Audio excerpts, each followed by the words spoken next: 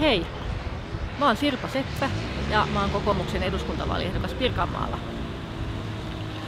Täältä Tampere-Pirkkalan lentokentältä lähti taas äsken koneellinen suomalaisia myyntimiehiä taivaalle kohti vientimarkkinoita. Mutta meidän myyjien tehtävä ja työ ei ole tällä hetkellä kauhean helppoa. Suomalaisten tuotteiden kauppa maailmalla ei käy niin vilkkaasti kuin pitäisi.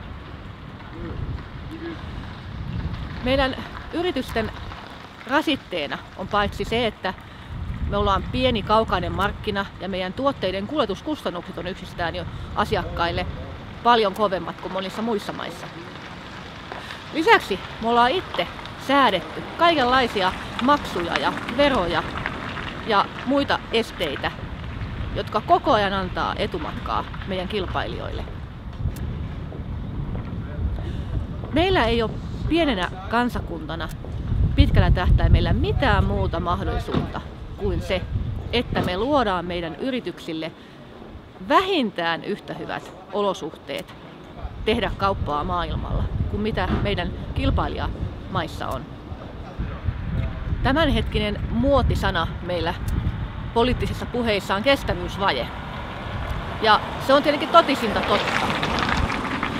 Mä puhuisin myöskin paljon enemmän sellaisesta asiasta kuin osaamisvaje.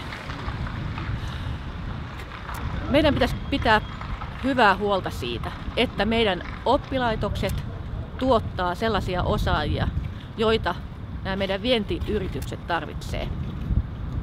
Tällä hetkellä mä en ole niinkään varma siitä, että onko meillä todella tarpeeksi sellaista huippuosaamista, mitä me tarvitaan, että me pärjätään kansainvälisessä kilpailussa.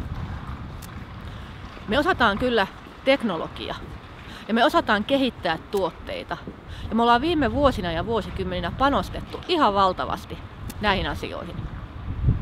Mutta ollaanko me panostettu riittävästi siihen, että me saadaan tästä teknologiasta kehitettyä sellaisia tuotteita ja palveluja maailmalle, joista ollaan valmiita maksamaan jopa enemmän kuin mistään muusta, joita halutaan